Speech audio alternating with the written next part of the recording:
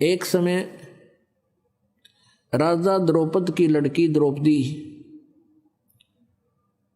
प्रतिदिन गंगा के ऊपर स्नानार्थ जाया करती थी। उसके पिता ने अपनी बेटी के लिए और अपनी रानियों के लिए घाट बना रखे थे, नहाने के लिए गंगा पर पक्के घाट बनवा रखे थे। तो प्रतिदिन द्रौपदी वहाँ स्नान के लिए जाया करती थी। सैकड़ों सहेली उसकी साथ जाती थी, नौकरानियाँ जाती थी। अब परमात्मा को हमारे भविष्य का भी पता है कि इस आत्मा पर आगे के बिजली गिरेगी, उसकी भी व्यवस्था वो पहले ही करवाता है। अब क्या किया परमात्मा ने, 100 छल छिद्र मैं करूं, तो वहाँ एक दिन एक अंधे महात्मा का रूप बना के परमात्मा वहाँ चले गए जहाँ द्रौपदी स्नान करने जाया करती थी। अब द्रौपदी अपनी सहेलियों के साथ वहाँ पहुंची।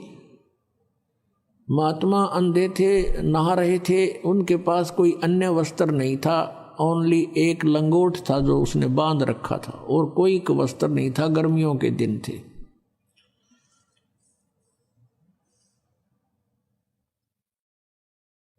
अब द्रौपदी ने देखा कि महात्मा स्नान कर रहे हैं और जनाना जो उनका नहाने का स्थान था उसके डाउन स्ट्रीम में जिधर पानी बहकर जा रहा था, वहाँ उससे दूरी पर लगभग 2-3 एकड़ 400-500 फुट की दूरी पर स्नान कर रहे थे। अब द्रौपदी ने देखा महात्मा हैं, जो पुण्यात्मा होते हैं, साधु को देखकर एक विशेष अट्रैक्शन बनता है। और परमात्मा कबीर देव जी भी कहते हैं, कबीरा दर्शन साध के परमात्मा आवे याद, और लेखे में वाहे घड़ी बाकी का समय बर्बाद। साधु दर्शन राम का मुख पर बसे सुहाग, और दर्श उन्हीं को होत हैं जिनके पूर्ण भाग है। तो द्रौपदी की आत्मा क्योंकि पहले जन्म जन्मांतर से भगवान की भक्ति करती आ रही थी और परमात्मा के साथ नहीं जा चुकी वो आत्मा फिर वहाँ अपने कर्म न भोग रही थी। एकदम कसक हुई कि महात्मा से कुछ बात करेंगे, परमात्मा की चर्चा करेंगे।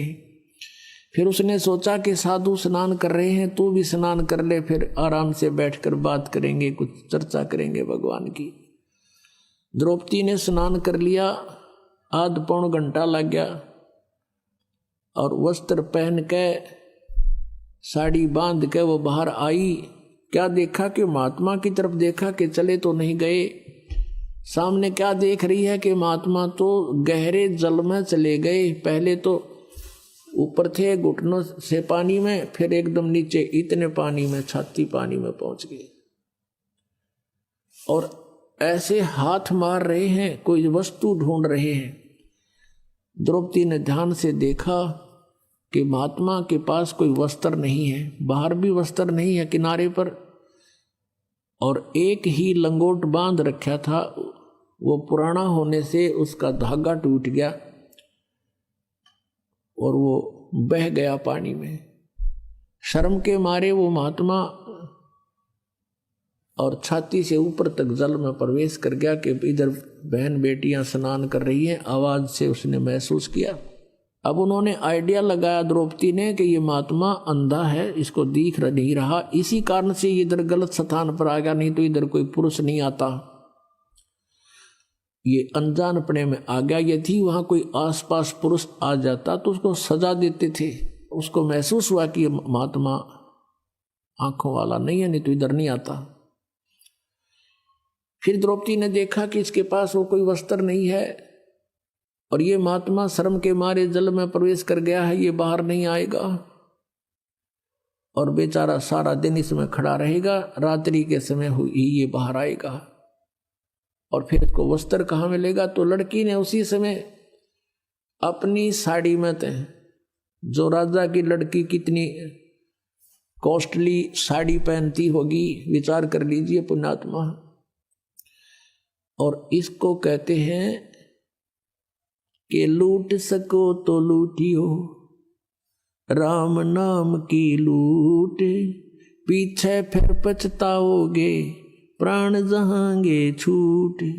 अब इसको लूट कहते हैं। भगवान को कैसे लूटना है? अब द्रौपदी ने अपनी साड़ी पाड़ के और जल में बहा दी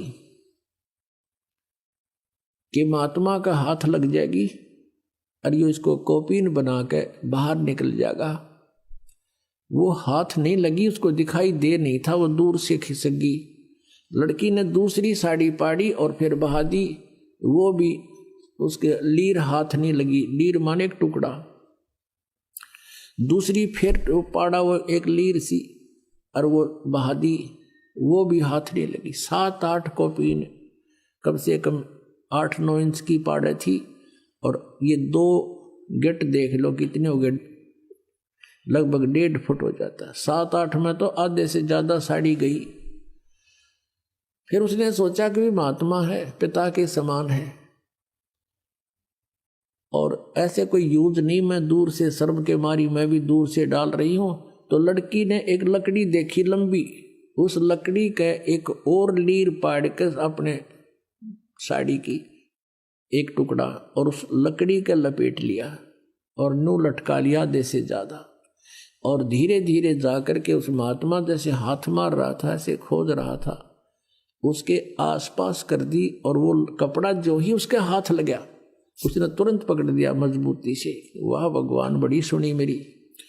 तब उसने देखा नू और जैसे अंधे करा कर ऐसे लीला की, अरे ये तो भाई किसी बहन बेटी का कपड़ा है, ये तो साड़ी का कपड़ा है। कहने लगा, बेटी आज तने मेरी इज्जत रखी है, मेरा पर्दा रखा है, भगवान तेरी इज्जत रखेगा और तने गणाए दे। अब कहते हैं 7 वचन पलटे नीचे पलट जा ब्रह्मांड, और वो तो भगवान आ रहे थे 7 रूप में। अब पुण्यात्मा देते को हर देत है जहां तहां से आन, अन्ना दिया फिर मांगते फिरियो, परमात्मा सुने नहीं कान। अब आपके भाग में नहीं, सर प्रारब्ध में नहीं है कोई वस्तु, अब आपसे वो द्रौपदी अवाली रिहर्सल कराई जा रही है, ये आपसे दान करवाया जा रहा है, आपको प्रेरित किया जा रहा है और आने वाली कुछ आपदाएं आपकी ऐसे ही टलेंगी। अब उसका अर्जुन से विवाह हो गया द्रौपदी का, फिर कुछ ऐसे सर्कमस्टांस हो गए कि उनका चचेरा भाई था अर्जुन और का दुर्योधन, और उस समय राजा युधिष्ठिर राज्य करता था और दुर्योधन और के पास राज्य नहीं था। राजा युधिष्ठिर ने यानी अर्जुन के बड़े भाई ने एक बहुत बड़ा महल बनाया था, उन सभी ने मिलकर अर्जुन और ने शीशा उसमें लगा दिया। इतना बढ़िया महल बनाया कि सामने वाले को ये नहीं पता लगे यहाँ डोर है या खाली है या कोई शीशा लगा है। और दुर्योधन उनके ताऊ के लड़के थे युधिष्ठिर अर्जुन के। दुर्योधन एक दिन उस महल में चला गया और द्रौपदी वहां सामने खड़ी थी। जैसे वो आगे को चला उसने शीशा दिखा को नहीं, वो इस तरह का बना था कि जैसे शीशा है नहीं, तो उसकी टक्कर लग गई। टक्कर लग के एकदम पड़ गया। द्रौपदी हंसी और टोंट कस दिया कि अंधों की अंधी ही संतान होती है। अब धृतराष्ट्र अंधे थे दुर्योधन के पिता, तो इस बात की वो काली गणी मान गया, घना दुख मान गया कि इसने बहुत बूढ़ी बात कह दी। और जबकि वो तो देवर भाभी थे, छोटी मोटी हंसी मजाक आम कर लिया करते थे। परमात्मा कबीर जी कहते हैं, सोना संत और सजन टूट जुड़े 100 बार, और दुर्जन और पाका कलश एक धक दरार। सोने को तोड़ दिया, आभूषण कुछ बना रखा है उसने, उसको तोड़ दिया और फिर जोड़ दे, उसमें कहीं पर भी निशान अलग दिखाई नहीं देता, वैसा ही हो जाता है। और संत भक्त आपस में कवासनी हो जाए तो वो अंदर द्वेष नहीं रखते, किसी ने मार दूंगा, इसकी टांग तोड़ दूंगा, रिब कान दे, नहीं, कवा सुनी होगी, फिर उसे याद भी ना करे, इसने मेरे तो गाली दी थी, आवे को ने याद, उनका स्वभाव ऐसा होता है। और ऐसे ही सज्जन पुरुष, अच्छी आत्माएं भी ऐसी ही होती हैं। और कहते हैं दुर्जन दुष्ट इंसान, और जैसे पक्का कलश, जैसे कुंभ होता है घड़ा, एक के धक्के में दरार आ गई तो दोबारा नहीं मिल रहा, वह चाहे 100 जतन कर ले वह न्यारी दिखेगी। तो इस टाइप का था दुर्योधन। उसने तो उस दिन ठान ली कि इसका प्रतिशोध लूंगा। अब फिर क्या किया उन्होंने, जुआ खेला। जुए में इस युधिष्ठिर ने सब राज्य भी दांव पर लगा दिया। अंत में क्या कहा उन्होंने दुर्योधन और ने कि द्रौपदी ने और लगा दे, और जुआ खेल लनिया इतना बेईमान हो सब पता नहीं क्या कर दे। उसने सोचा द्रौपदी ने और लगा दूं, हो सकता मेरा राज्य वापस आ जाए, और द्रौपदी भी हार गया। तो पुण्यात्मा, पहले समय में जो घटनाएं घटी और जिनसे इतना कष्ट बना, तो हमने उन पर इब ध्यान रखना है कि हमने ये जुआ आदि नहीं खेलना, ये सबसे बड़ा शत्रु है, और जो भाग में वही मिला है जीव को। तो इस करके हमने ये सब हानिकारक वस्तुओं का परित्याग करना होगा। तो उधर से क्या हुआ कि द्रौपदी को भी जीत लिया उन्होंने। अब दुर्योधन ने अब कहा अपने भाई को, दुशासन को, उससे छोटे वाला था, कि जा उस द्रौपदी को पकड़ के ला घसीट के। और वहां दरबार लगा हुआ था जहां वो खेल रहे थे जुआ। अब सारा राज्य जीत लिया, पांडव बैठे वहां माथे हाथ धरे, सारे के सारे, बैठ जाओ यहां पर, तुम तो नौकर हो गए मेरे। वो वहां बैठ गए, और वहां पूरे दरबार में भीष्म पितामह, द्रोणाचार्य, कर्ण और विदुर, ये सब विराजमान बैठे गणमान्य व्यक्ति। दुशासन को कहा कि जाओ द्रौपदी को ला पकड़ के। उससे पहले एक बांदी, एक नौकरानी गई द्रौपदी से, कहा कि रानी बात बिगड़ गई। द्रौपदी ने कहा क्या हो गया, कि राजा युधिष्ठिर ने जुए में सभी राज्य जिता दिया और तेरे को भी दांव पर लगा दिया, दुर्योधन ने जीत लिया। अब तुझे लेने आ रहे हैं और तुझे नंगी करेंगे वहां पे। वो कह रहा उसको लाओ, यहाँ सुबह में नंगी करेंगे, क्योंकि हम तो अंधों की संतान हैं, हमें कुछ दिखाई नहीं दे, उसको शर्म आएगी नहीं। द्रौपदी कहने लगी कि बांदी तुझे नहीं मालूम, ठीक है जुआ में हार गए होंगे, मान गई तेरी बात, लेकिन नंगी कैसे करेंगे मुझे। वहां भीष्म पितामह बैठे हैं, द्रोणाचार्य गुरु बैठे हैं, और कर्ण बैठे हैं, उनके रहते क्या ऐसा जुल्म वो कर सकते हैं। अब बांदी कहने लगी मुझे नहीं मालूम, वो कह रहा था दुर्योधन कि नहीं ऐसा नहीं होता। अब इतने में दुशासन पहुंच गया और पकड़ कर उसके बाल यहां से घसीट के लाया ना, बुरी तरह बेइज्जती करके सभा में खड़ी कर दी। अब दुशासन ने कहा कि क्या आदेश है भाई इसके लिए। दुर्योधन ने कहा कि इसको नंगी कर दे, इसकी साड़ी चीर उतार दे, हम तो अंधे हैं, अंधों की संतान अंधी होती है, हमें थोड़ा ही कुछ दिखाई देगा इसका। अब यूं कह करके उसने दुशासन जो ही उसकी तरफ चला, उसका पल्ला पकड़ लिया साड़ी उतारने के लिए। तब उसने भीष्म पितामह, द्रोणाचार्य और कर्ण की तरफ कहा जो वहां बैठे थे, उनसे प्रार्थना की, नीची गर्दन कर ली, क्योंकि उस दुर्योधन के दुष्ट अन्न को खाकर उनके अंदर दोष पैदा हो गया था। फिर उसने देखा अपने 500 पांडव बैठे थे वहां पर कि ये अब कैसे सहन करेंगे मेरी इस बेइज्जती को। तब उनकी तरफ देखा, उन्होंने भी नीची गर्दन कर ली, क्योंकि वो वचन में बंध चुके थे। अब उसने देखा है कमाल की बात होगी, कोई भी नहीं सुन रहा मेरी। अपन आत्माओं, वहां वो 3 ऐसी बला बैठी थी, ऐसे सूरवीर बैठे थे। कौन कौन? द्रोणाचार्य, भीष्म पितामह और कर्ण।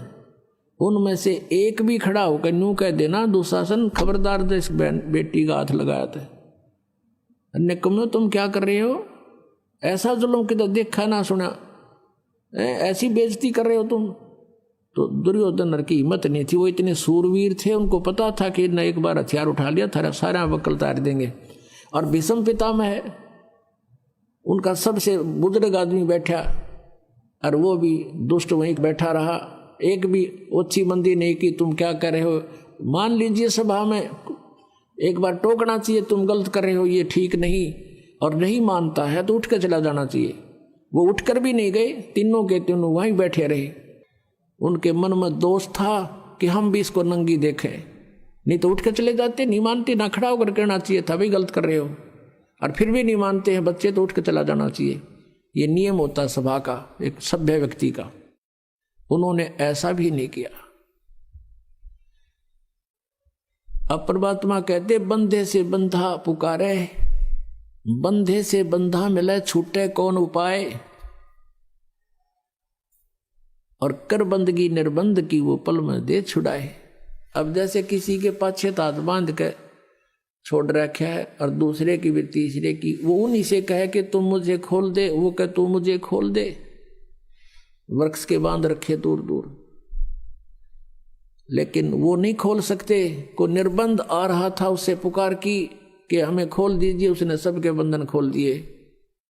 तो हम सभी बंधे हुए हैं यहाँ पर कर्मों के बंधन में। ओनली कबीर गॉड, परमेश्वर कबीर जी है जो निर्बंध है। अपनात्माओं, इस कथा से हमें बहुत कुछ शिक्षाएं मिलेंगी। जब तक हम भक्ति भी कर रहे हैं और अब भगवान पर आश्रित नहीं होते, और हम ये सोचते हैं मेरा मित्र है मंत्री, मेरा रिश्तेदार है एमएलए, मेरा रिश्तेदार है फलाना अफसर, या वहाँ बड़ा सेठ है वो, तब तक हम भगवान पर नहीं उस पर आश्रित हैं। और जब जहाँ भगवान के सत्र का काम होता है वहाँ ना मंत्री कर सकता, ना प्रधानमंत्री, ना मुख्यमंत्री, ना कोई राष्ट्रपति, वो तो भगवान ही कर सकता है। अब जब द्रौपदी ने देख लिया ये पति भी झूठे हैं और मेरे साथ बेइज्जती हो रही है, नीचे गर्दन कर ली काहे के पति, और ये सभापति देख लिए नीची गर्दन करे बैठ के, वो मेरी तरफ देखते भी नहीं, अर्ध नहीं सुन रहे। जब संसार से जिसकी हट जाता है आस्था कि यहाँ कोई तेरा नहीं, तब हम भगवान याद आता है। तब उसने आत्मा रोई, उसकी मन की पुकार नहीं थी वहां पर। मन की तो पुकार है मैंने गाड़ी दे दे, कार बड्डी सी, एक कोठी दे भगवान, फलाना दे भगवान, ये तो मन की पुकार। और ये आत्मा की पुकार थी, सच्ची सचमुच आवश्यकता है अब इसकी बचाव की। अब क्या होता है कि यहाँ जब हम रोते हैं, रोते तो सभी हैं, जिस पर आपदाएं आती हैं आत्मा सभी रोती हैं और याद भी करती हैं भगवान को लास्ट में। तो क्या होता है, हमारी पुकार जाती है धर्मराज के दरबार में, जो यहाँ का लेखा जोखा करता, अकाउंट करता हम सबका। और वहां जब पुकार जाती है तो वहां आसपास बहुत जोर की शोर हो जाता है उस चिल्लाहट का। तो उसी समय धर्मराज देखता है कि किस नंबर की आत्मा पर क्या आपत्ति है, और मैं उसका कोई पिछला पुण्य है कि नहीं किसी संचित कर्म में भी। फिर वो देखता है कि उसका यदि कोई पुण्य है तो वहां से फिर वो पुण्य का प्रतिफल नीचे आता है, और पूर्ण परमात्मा ही उसी को आधार बना के उस पुण्य के आधार से उसकी रक्षा करता है। करता वही है पूर्ण परमात्मा ही, और वो अपना नाम नहीं लेते। कहते हैं 184 जीव को और साहेब भोजन देत, 184 पोखता, वो अपना नाम नहीं लेते। अपना नाम नहीं लेने आता, उसका बहाना बना दिया, उसको ऐसे मिल गया, उसको ऐसे मिल गया, वो करा वही रहा सारा कुछ। तो वहां से वापस आती है, तो इसकी पुकार पहुंची द्रौपदी की वहां, और उसकी वहां फाइल खुल गई, वो सीडी ऑन होगी उसके पुण्य कर्मों की। तो उसमें देखा धर्मराज ने कि एक इसने परम संत को सुपात्र को और जिसको आवश्यकता थी एक साड़ी का टुकड़ा दे रखा है और उस संत ने उसको आशीर्वाद दे रखे है, उसका ढेर लग गया है। तो वहां से क्या था, जैसे श्री कृष्ण जी जो थे पांडवों के गुरु थे, आध्यात्मिक गुरु। जैसे गीता जी अध्याय नंबर 2 के श्लोक नंबर 7 में अर्जुन कहता है कि मैं आपका शिष्य हूं और आप हमारे गुरु हो, आचार्य हो, और मैं मुझे जो आज्ञा दो, जो मेरा हित हो वो बताइए, मेरी बुद्धि काम नहीं कर रही है। तो श्री कृष्ण जी गुरु थे। करे करावे साइया मन में लहर उठा, दादू सरधर जीव के आप बगल हो जा। अब वहां से जैसे यहां से पुकार गई धर्मराज के दरबार में, वहां से रिफ्लेक्ट हुई कि उसका पुण्य है, उस पुण्य की प्रतिफल फिर आया श्री कृष्ण जी के शरीर में टकराया, क्योंकि उसका गुरु था वो। अब परमात्मा ने भक्ति को जीवित भी रखना था। काल चाहता है कि ये भक्तिहीन हो जाए, इनका कोई काम सरे नहीं भगवान की भक्ति से, इसलिए शास्त्र विरुद्ध साधना शुरू करवा रखी है इसने, तो ये नास्तिक हो जाए। और परमात्मा का प्रयत्न रहा है, क्योंकि कलयुग तक यह भक्ति घसीट के लानी थी भगवान ने, कबीर साहब ने। कभी समय आने पर बताएंगे कारण क्या था। अब प्रसंग दूसरा चल रहा है। जिन्होंने सत्संग ज्यादा सुन रखे हैं उनको मालूम है कि परमात्मा कबीर जी परमेश्वर की और इस काल की वार्ता हुई थी, इसने कुछ प्रार्थना की थी और परमात्मा ने वचनबद्ध होकर उसने कहा था कि 3 युग में जीव थोड़े ले जाना, चौथे में आप कितने ले जाना। तो ये चाहता है कि चौथे युग तक इनको सबको नास्तिक बना दूं। जैसे महात्मा बुद्ध थे, पिछले जन्म के बहुत अच्छे पुण्यकर्मी प्राणी थे, राजा के घर जन्म हुआ, क्योंकि जो स्वर्ग में रह रहा है उसका यहाँ दिल कहाँ लगे, राज भी त्याग दिया, भगवान पाने की चेष्टा की, लेकिन वे ऑफ वर्शिप ठीक ना होने से, उनके वचन में शब्द में शक्ति थी पूर्व जन्म की, लेकिन वे ऑफ वर्शिप ठीक नहीं थी। उसने अपनी वचन की शक्ति यानी शब्द की शक्तियों से वो प्रभाव था उसके वक्तव्य में, जिस कारण से लाखों लोगों को संग लगा लिया, लेकिन उनके द्वारा बताई गई भक्ति विधि से किसी को आध्यात्मिक लाभ नहीं हुआ, तो सभी नास्तिक हो गए। पूरा चीन और पूरा रूस ये सब बौद्धिक धर्म को मानने वाले थे, बौद्ध धर्म को, आज सारे नास्तिक हो गए। काल यही चाहता कि नास्तिक हो जाए, फिर सुना ही नहीं भगवान के बारे में, कटा टंटा। और परमात्मा चाह रहे थे कि किसी प्रकार यह भक्ति इस प्राइम टाइम तक पहुंच जा, आस्था बनी रहे प्यारी आत्माओं की भगवान में। तो इस तरह के उदाहरण वो स्वयं करके गए थे, और मर्यादा भी बनानी थी कि गुरु के बिना काम नहीं होना। अब श्री कृष्ण उनके गुरु थे। श्री कृष्ण तो रुक्मिणी के साथ शतरंज खेल रहा था, बता क्या का गुरु था वो। अब उससे क्या होना था, वो खुद थोड़ा रंगरेलिया मना रहे हैं। अब लेकिन परमात्मा ने तो वो जो कार्य विधिवत करवाना और इसको जीवित रखना था कि गुरु के बिना मैं काम नहीं करूंगा तुम्हारा। तो वहां रुक्मिणी बैठी थी और शतरंज के पास से डाले श्री कृष्ण जी ने, और पास से डालकर कुछ न्यो बोला करें, कच्चे 12 पक्के 18, जैसे भी कुछ उनका वो होते हैं कि इतने बोल कर जब मारा करते ऐसे। तो उसने नो पास से डाल दिए, और पास से डालकर हाथ ऐसे आकड़ गया, जैसे नो आकड़ गया और नो का अनंत। अब वो कृष्ण नहीं बोला, वो तो बुलवा गया उस परम शक्ति तय, क्योंकि वो वहां से फिर वहां भेजना था। अब हम तो यंत्र हैं उस परमात्मा के, चला वही रहा है। तो क्या बताते हैं, अब रुक्मिणी ने उनका हाथ पकड़ दिया कि हार गए ना, अनंत अनंत करने लग गए, बोल के मांगे इसमें पास से डाले हैं इसकी ये बोल। तब नो बोली कि रुक्मिणी कर पकड़ा मुस्काई, हाथ पकड़ के हंसन लागी, अनंत कहा मोकू समझाई। ये अनंत किस लिए कहा तूने, हार गया ना तू। तो वो कहते हैं दुशासन को द्रौपदी पकड़ी, हमारी भक्त शकल में सिखरी। अब यहां परमात्मा बुला रहे हैं श्री कृष्ण के यंत्र को, उस बॉडी को, और जो हमारा भक्त पिछोड़ी हुई तो हमारा नाम न लेवे कोई। श्री कृष्ण तो वहां पासे खेलन लग गया, इतना कह के बस वो तो लग गया। आजा खेल लेंगे। उसने ना पता है क्या हो रहा है सांग। कहते हैं तन देही से पासा डारी, वो पहुंचे सूक्ष्म रूप मुरारी। मुरारी माने राक्षसों पाप रूपी कर्मों का नाशक। वो कबीर परमेश्वर वहां पहुंचे, कृष्ण तो वहां पास से खेल रहा था। ऐसे खेलने लगा शतरंज उसने आदमी को ना कि क्या था ना, जैसे गीता में वो काल बढ़ के इसमें बोल गया सारी गीता जी को, उसको पता ही नहीं मैंने क्या बोला था। और परमात्मा अपने आप वहां रिमोट से बुलवाते, वो किसी के शरीर का आश्रय नहीं लेते।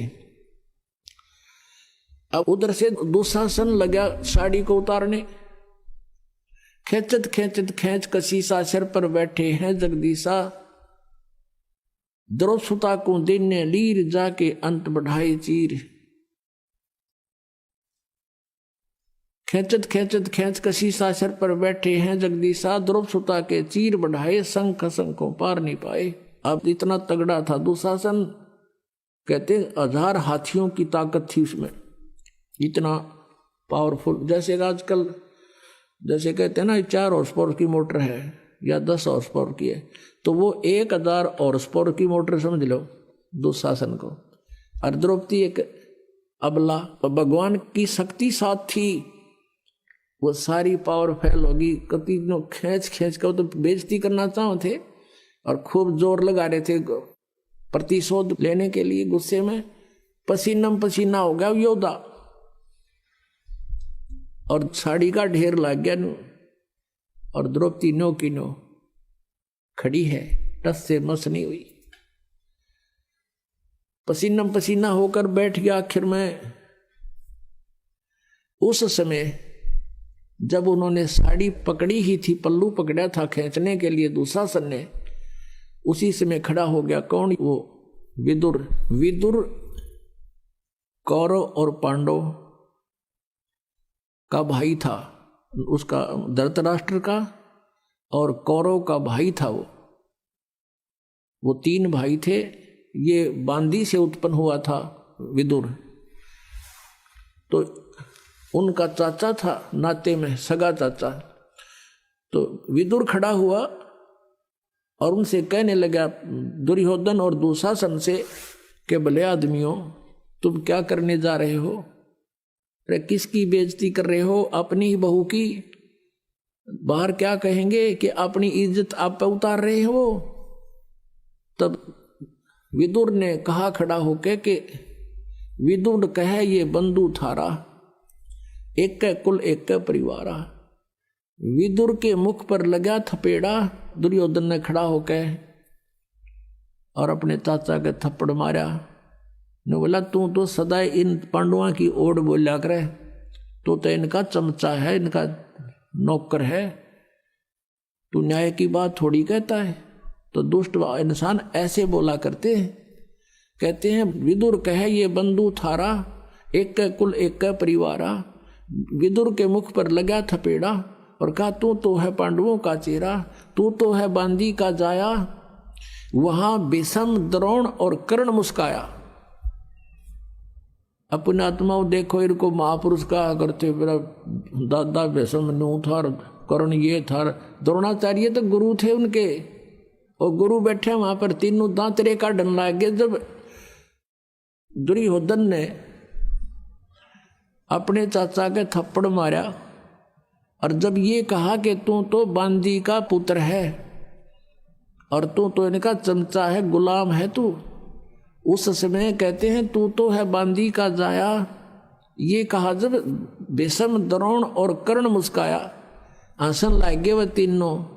जबकि खड़ा हो जाना चाहिए था, निकम्मे अपने चाचा का नहीं हाथ कर दिया, तो उन्हें शर्म नहीं आई? खबरदार जैसे। और उनका 2 धड़ाओं धड़ा के और छुटवा देते उस बेटी को, जा बेटा अपने घर ने। तो वो दांदरे काट दें। ये महापुरुष थे। ये था हमारा महाभारत, जिसने पढ़ पढ़ के आज तक हम बहरे हो गए। ये कथाएं थी इसके अंदर। तो वहाँ रोल देखो एक महापुरुष का। ये होते हैं सभा के अंदर जो पंच होने चाहिए। अपनी सच्ची बात कहे, कोई धमकावे चाहे मारो छोड़ो, फिर उठ कर चला जाओ। उधर उठ कर चला गया, ठीक है, अभी इतनी उसकी सामर्थ्य था, उतना कह दिया उसने। अब बात आई गई हुई। अब कुछ दिनों के बाद श्री कृष्ण आए श्री कृष्ण से बताया द्रौपदी ने कि भगवान आपने बड़ी इज्जत रखी, मैंने आपको याद किया, क्योंकि गुरु को याद किया जाता है, और आपने मेरी इज्जत रख दी। और कृष्ण जी को पता भी को नहीं कि हो गया, कहानी हुआ। राम के श्री कृष्ण ने साड़ी बढ़ा दी, तो फिर बताई गई सारी बातें कि ऐसे ऐसे हुआ था, ऐसे ऐसे हुआ था, और आपने ऐसी दया करी, साड़ी इतना ढेर लग गया, साड़ी खत्म नहीं हुई। अब भगवान श्री कृष्ण पिछले जन्म का भी साधक था और उनकी भी दिव्य दृष्टि काम करे थी। अपनी दिव्य दृष्टि से श्री कृष्ण ने देखा कि ओहो। तो द्रौपदी ने पूछा कि गुरुवर मुझे किस पुण्य का फल मिला ये? तब श्री कृष्ण ने अपनी दूरबीन से देखा, दिव्य दृष्टि से देखा, उसके प्रारब्ध में झांक के। ये तो आम आदमी देख लेते थे, पहले इतनी अच्छी आत्मा होती थी। जैसे कहते हैं धृतराष्ट्र ने ऐसे, कोई कथा फिर बताएंगे, प्रसंग बदल जाएगा। तो अब उसने देखा कि द्रौपदी तूने एक अंधे महात्मा को एक साड़ी का टुकड़ा पाड़ के दिया था, और उस अंधे को दिया हुआ दान तेरा यूं फल गया, उसका प्रतिफल है ये। तब उसको याद आया को तेरे की। अब पुण्यात्माओं देखो बात कहाँ से ध्यान देना। जब वो साड़ी पाड़ रही थी, अपनी राजा की लड़की अपनी साड़ी को फाड़ फाड़ कर डाल रही थी, तो उस समय वो अपनी नौकरानी को भी कह सकती थी कि तू एक साड़ी का टुकड़ा पाड़ के डाल दे महात्मा को, और नौकरानी तुरंत पाड़ के डाल देती। उसको पता था कि राजा की लड़की है, जाते 4 देगी तेरे तई नए नए बढ़िया साड़ी। लेकिन नहीं, इतना ज्ञान दिया जाता था बच्चों को कि मैं रोटी खाऊंगा मेरा पेट भरेगा, मैं दान करूंगी तो मुझे मिलेगा, उसको इतना भी मालूम था।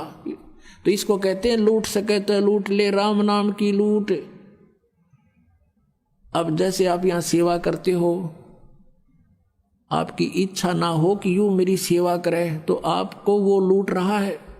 जहां तक आपकी पार बस आप अपने हाथों से सेवा करने की चेष्टा करें, जितनी भी हो जाए, और दान करें अपने हाथ से, अपनी कमाई से, वो आपको ही मिलेगा। तो कहते हैं जब तक माता पिता के अधीन है बच्चे, तब तक वो दान करते हैं, तो भले ही वो माता पिता का ही है, लेकिन जिसने दान अपनी नियमत से किया है उसी को फल मिलता है।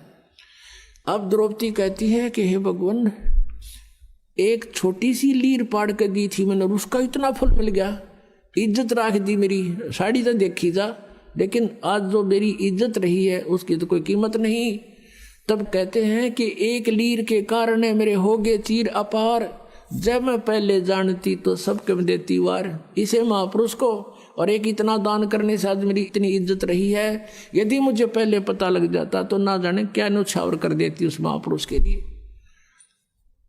तो पुण्यात्माओं, परमात्मा को पता था कि इसका और कोई ऐसा संस्कार नहीं है जहां उस समय इसकी रक्षा हो सके। नाम इसने ले नहीं रखा, क्योंकि रानी बन गई, अंडी पाकेगी, और जब दुर्गति होगी, जब भगवान याद आता है तो इसे दयालु है परमात्मा, ये पहले ही प्रबंध करा देते हैं और कहते हैं गैल गैल लग गया फिर जब लग धरती आ